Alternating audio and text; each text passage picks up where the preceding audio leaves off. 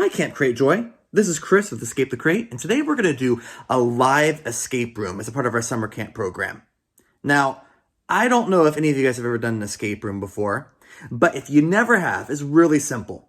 In a real escape room, what happens is we take you and we lock you inside of a room for like an hour. And you have to work together with your friends and your family to solve puzzles and riddles until you're able to escape the room.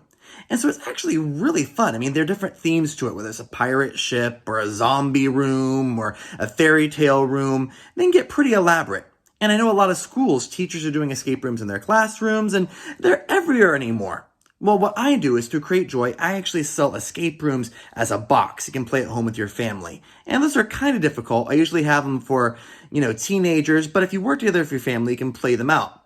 Well, today I have the idea of doing an escape room, not with a box at your table, and not by going out to an actual escape room, because I don't know where you live, but as of right now, where I live, escape rooms are still closed. You can't go there because of the whole coronavirus fun stuff. So instead of actually going to an escape room, we're going to do an escape room right now over your computer together. And that's going to be kind of weird at first, but I'll kind of explain it and walk you through it. The only problem is that I'm on my computer too, so I might not be able to hear everybody. And also, I have a really bad habit that when I walk around with my phone, it feels like an earthquake, like this. So I apologize. If you get seasick today, get a bucket handy. You might need it. It's kind of gross. So I'm going to do the best I can to keep my phone steady as we do this escape room together. So what we're going to do is in just a couple minutes, I'm going to set the timer for 15 minutes. And we're going to have 15 minutes to solve an actual escape room together over the phone. And the cool thing about this escape room is that everything inside of it is completely homemade. Everything you need, you can make yourself in 5 or 10 minutes. And then after we solve it and you see how all the puzzles are done and we get our time as a group to see how fast it took us to complete the escape room, you have the opportunity to take all of the materials and to do this escape room yourself in your own house. You can put your own twist on it, add your own puzzles to it, change things around if you want, and then you can time your friends and family to see if they can escape faster than you can. I mean, come on, what would be more fun than watching your mom get stuck in an escape room that you designed and you can just sit back and laugh and go, haha, I've fooled you forever. Now give me all the cookies and candy, because I totally have done that with my mom before. Not lying. I totally have forced her to give me treats to solve puzzles. So, that's why I'm so fat, unfortunately. All right, so let's go ahead and we're going to do an escape room together. Now, in just a second, I'm going to flip around my phone to the other side so you can see what I'm seeing. And I'm going to kind of walk around. Now, I am sitting right now in my house. This is my office right now. And so I have some bookshelves in there, and everything we need is going to be kind of in front of those bookshelves. We don't have to explore the rest of my house. You don't have to go explore the upstairs or the bathroom or, all that stuff. Everything's going to be in our eyesight here.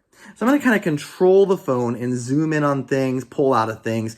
I'll give you some time to try to solve the puzzles, and then I'll take a crack at it. And I might be right sometimes, I might be wrong other times, and we'll see how we do. Now, here's the idea of this escape room. It's kind of silly if I were to say, hey, I'm going to lock you guys up inside of a room, because we all know we're on the computer. I'm not coming to your house and locking you in the room. That's not going to happen. So instead, we have 15 minutes to solve a crime. And we're going to pretend today that we are going to the biggest, most grand museum you've ever seen. A museum of dinosaur fossils and paintings and jewels and mummies and all sorts of fun stuff like that. Well, this museum is closed for the evening, but there is a group of thieves known as the Jackals. And these jackals have been hitting art museum and science museum one after another. And they are brutal. They will steal everything they can. Priceless artifacts gone. But all of their heists have had one common, really unique thing. And it's something that really bugs the police officers. And it even more bugs the curators of the museum.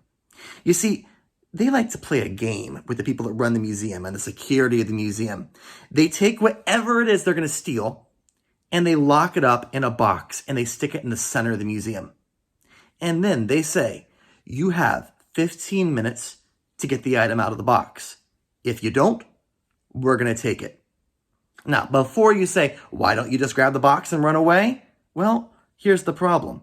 The curators are just like you. They are stuck on the other side of a camera that the bad guys are holding. So if they don't get this item in 15 minutes, that item is gone forever. Now, I have an extremely valuable item, the Mona Lisa, that has been stolen from this museum.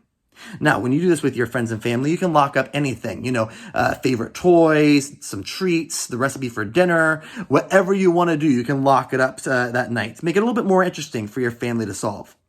So now that we know kind of the idea of this escape room, I think we're going to get ready to get started. So I'm going to go ahead and I'm going to turn the screen around now.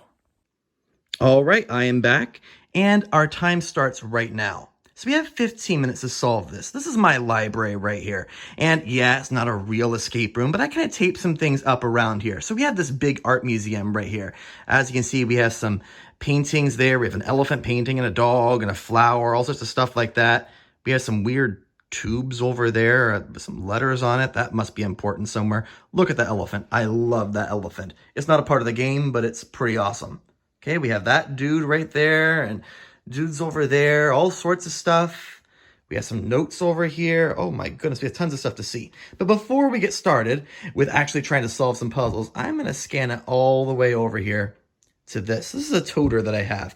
And in this is where those thieves have put the Mona Lisa. It's locked up inside of that toter. So we have 15 minutes to figure out what's inside. And if you look, there's something on it right now. Let's see. Oh, to gain what hides deep inside, give this number to your guide. And there are 4 blanks right there. And below each blank, there's a symbol. Looks like we have like a painter's palette and a pencil and a safe and a diamond. What does that mean? I have no idea. Maybe we're going to come back to this. Maybe we need 4 things to unlock this toter.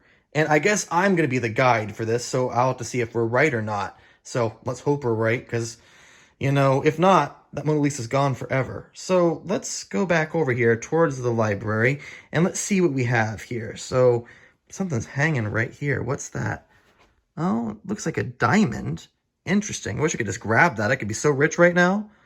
We have our flower and some more museum artifacts, and we have a dog, and we have the dog. Oh, what's that? That looks like a painter's palette, right? Have we seen that someplace else? Oh, hold on. Let's go back over here. To gain what hides deep inside, give this number to your guide. Here's the painter's palette right here. So maybe we can get a number from whatever the painter's palette is going to. So let's go back over here. The dog points your way. Well, right now I don't have a dog in the house, so that's not going to do much good. Can you guys figure out what they're talking about here? I'll give you guys a few seconds. See if you can figure it out. Yell at the computer screen. See if I can hear it. The dog points the way. What are we getting from this? I swear there are no dogs in the house. Oh, but there's a dog right there, though. Look at that. It's a picture of a dog. The dog points the way. And he's not really pointing with a finger or anywhere. What's he? But he is looking somewhere. Do you think maybe we should follow where he's looking? Let's look. He's looking this way. So I'm going to scroll this way, right past all my animal books here. Look at all that.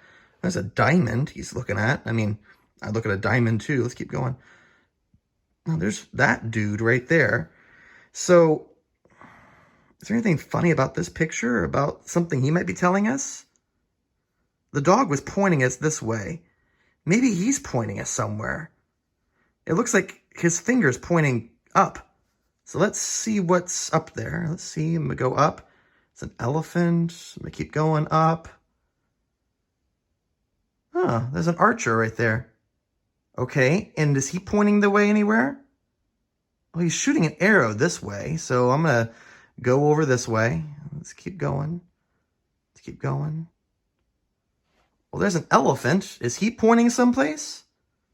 Well, his trunk is pointing kind of down into the, to the southwest position. So let's head down that way. This may be all wrong. I have no idea.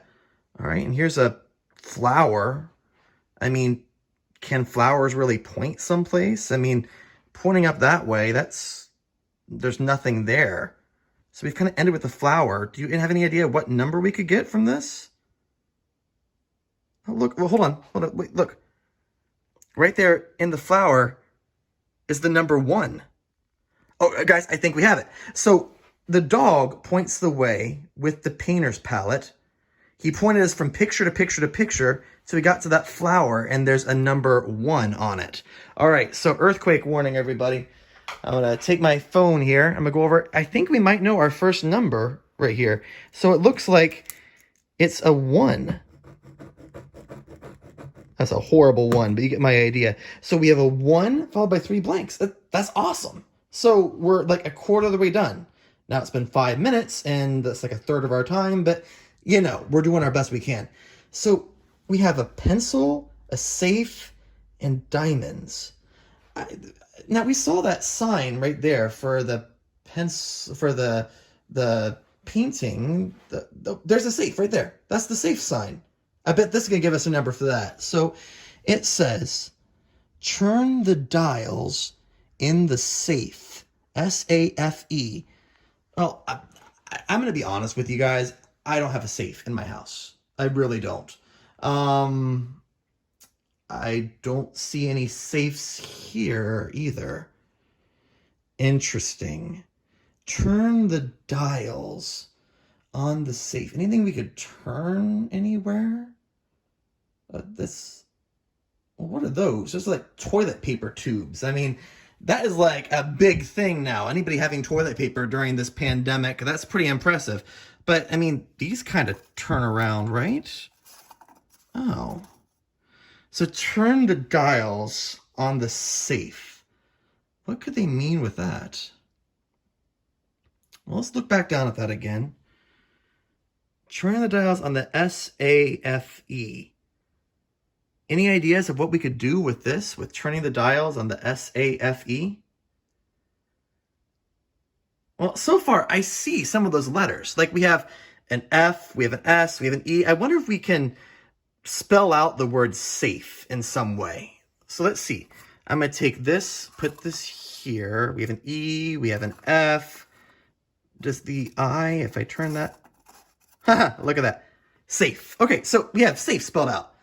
But that doesn't give us a number. I don't know what they want us to do. So we have that. It says to turn the dials in the safe. Turn the dials. Maybe we can turn these like turn them around. So S, turn that around. N, turn that around. I, turn that around. N. Oh, look at that. 9. N-I-N-E. Well, that goes with the safe sign there. N-I-N-E. I think we know our third number right here. So far, we're doing pretty well. We have 1, something I don't know, and then we have 9, and then something else I don't know, and it's been 8 minutes. So we're a little over halfway through our time, and we have 2 things left to find. That's awesome. Okay, there has to be something I haven't really looked at yet. And let's see, so we have the safe, we had the pictures, we had the little things we turned. Any other papers? Oh, look at this. Oh, what is this? Okay, I'm going to zoom down here. So, dear curator of the museum, we have just robbed your museum of a priceless artifact. Do not take it personally, it's just business. A very rich man offered us more money than any job that we have ever attempted just for that object, and we could not turn it down. To be fair, we have locked it up and will give you 15 minutes to open the box. If you can do that, you can keep it. If you can't, it is ours. Good luck. The Jackals. Okay, well, that's very nice of them to type up a nice note like that. I mean, I wish most thieves would do that. But the thing that I find really interesting is this symbol right here. We're looking for a pencil for one of our numbers. And there's a pencil here. So this must give us a code somehow. And let's see, we have like a weird circle and a star and a square and a triangle up there. I wonder if that can somehow give us a code or, well, look at those little red things on the letters that we have. There's a circle there. Let's see. So we have a diamond, we have a square, we have a star, a triangle, a pentagon. Oh, here's an S. Okay, so circle for an F. So maybe that's giving us the letter F for the circle. What letter's in the star? O, okay, and the square? U, the triangle? R. F-O-U-R. Well, that's another number. So for the pencil, we have F, O, U, and R. So 4. 1, 4, 9, and then something. And we've been here for 10 minutes. We have like 5 minutes left, guys. Okay, so far we've seen symbols for everything. We had that painter's palette, we had the safe, we had the pencil down there. I don't see any diamond symbols, though. Honestly, I have no idea how we're supposed to get the diamond number. Do you guys have any ideas about diamonds or numbers or anything? Or, oh, there is that weird diamond. Like, look right there below the 9. There's just a diamond hanging out there. So there's one diamond right there. Are there any other diamonds anywhere? I'm going to kind of zoom out, see if you can kind of see any other diamonds that might be appearing. Oh, there's another one right there below the guy. So we have 1, 2 diamonds. Okay, I'm going to go this way. Oh, 3 diamonds right there. Go this way. Anything? 4 diamonds. Oh, 5 diamonds? I don't know. I mean, are those our diamonds from the museum just lying out? I mean, how could be that careless? That's crazy. No, I think that's 1, 2, 3, 4, 5. I think there are 5 diamonds. So I'm gonna maybe guess that's the number. So at this stage, when your parents or your friends have all 4 numbers down, they get to ask you if they're correct. If they're correct, you can stop the time, and that's their final time. If they're incorrect, then they gotta look to see what they did is wrong. So I'm gonna go ahead and put this guess in, and I'm gonna ask the jackals right now if this is the correct time or correct code.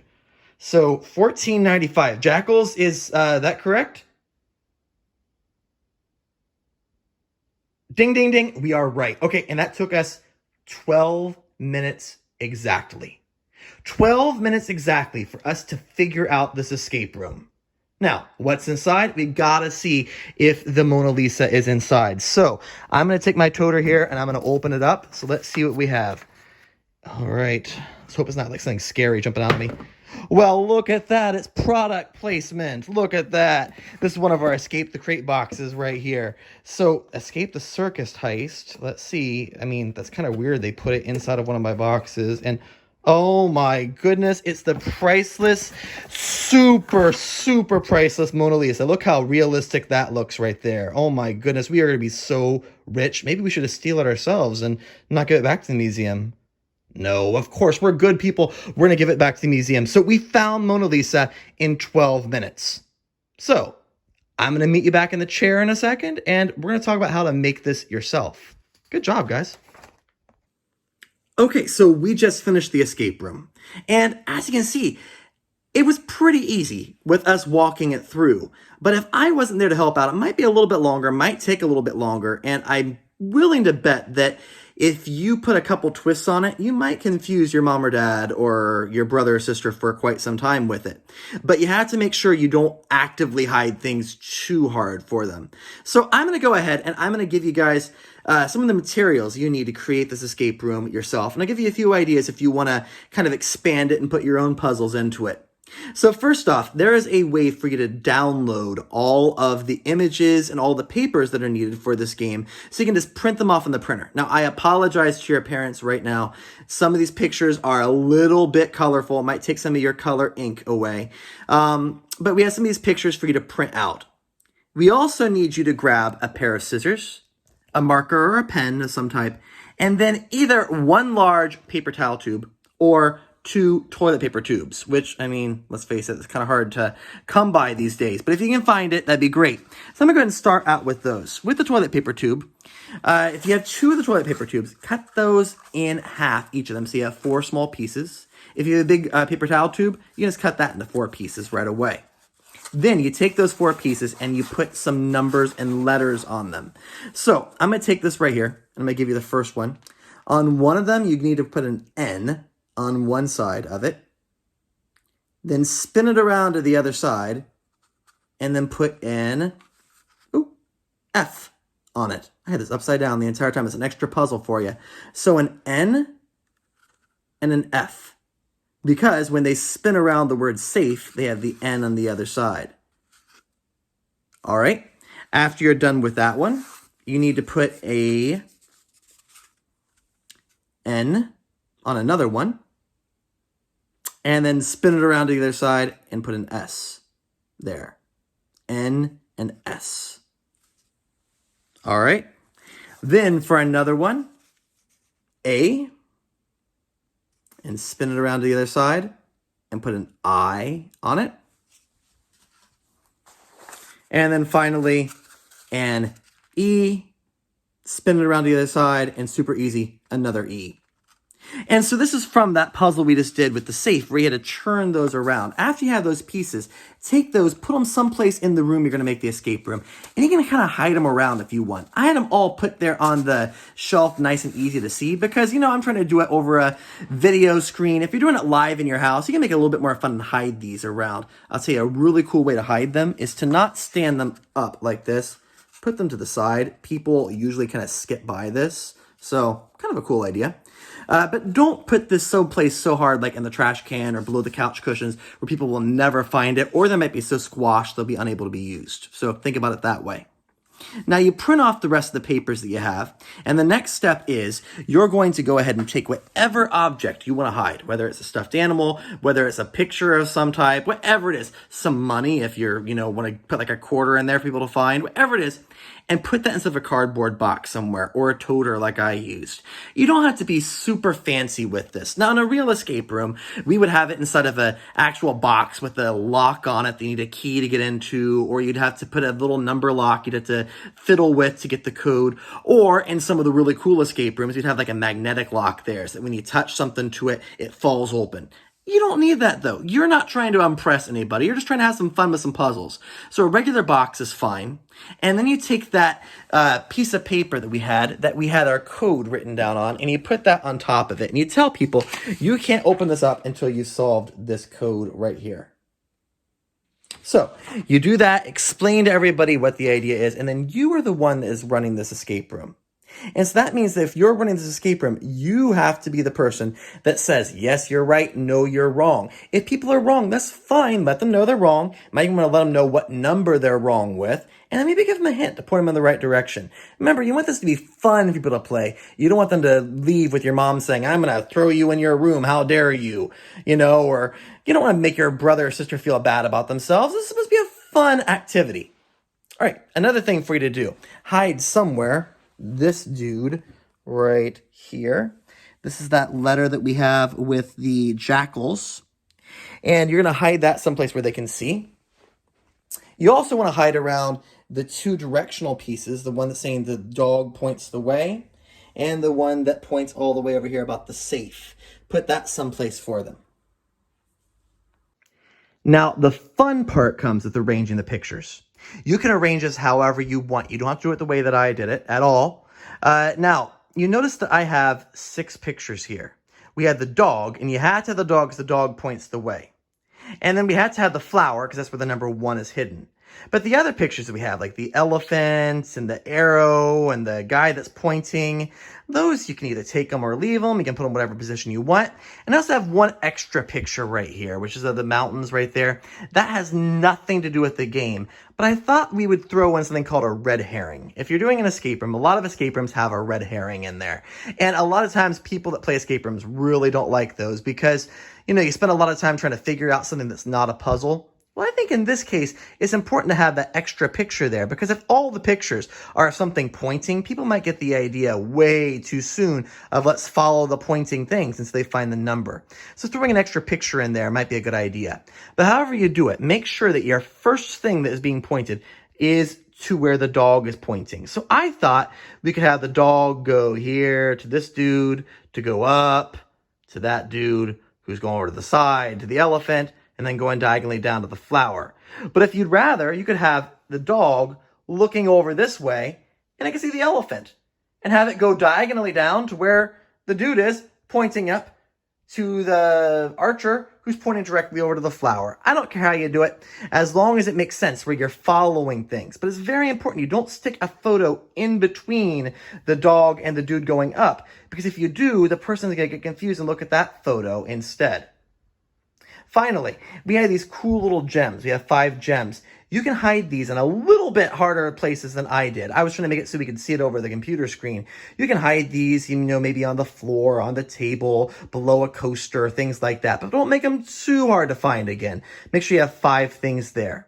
So, like we said, we had those 4 puzzles they had to solve then. The picture pointing. We had the cool shapes hidden on top of the words puzzle. We had the toilet paper tube puzzle. And then we had the counting the 5 diamonds puzzle.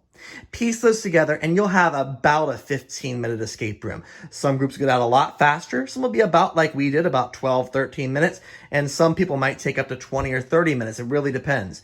But this is kind of an easier escape room along the lines. Something you can do with your friends and family.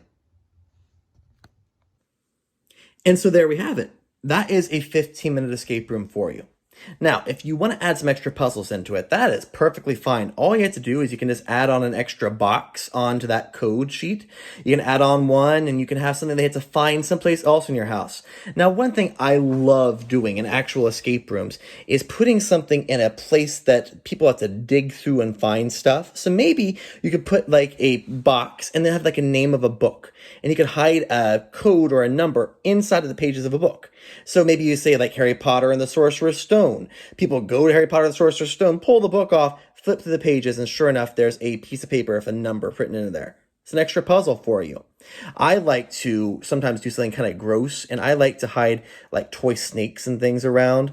And then I like to have people reach into like a bucket with those toy snakes and have like a number hidden in there. It is so funny to watch people do that, especially if you have like a little sister and you make her reach into a bucket filled with these fake snakes in there, maybe some leaves or something, try to find a number. I swear to you, even though they know they are fake snakes, there will be some pretty squeamish people there, and that's hilarious.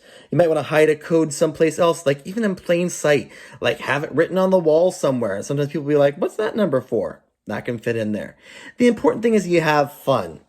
So when it comes to escape rooms, make sure that you have an easy way to have everybody spell out what they're supposed to do. You don't want people to be too confused. Don't hide things too hard. And then realize that it's okay if they can solve all the puzzles faster than your time. It's okay if it takes longer. It's not how smart or how dumb someone is when they're doing escape rooms. It's how tricky they can be in thinking and how much that puzzle fits with them. I've had people who have played my game who are 8 or 9 years old who can escape out of the box really, really quickly, no help whatsoever. And I had people that have graduated college with doctorate degrees who email me and all angry and go, I couldn't solve the first puzzle. It doesn't matter of how smart you are. It matters of how well you can solve the puzzles, how well you can think in that tricky sort of way. So, with that in mind, I hope you guys have a great Camp Crate Joy.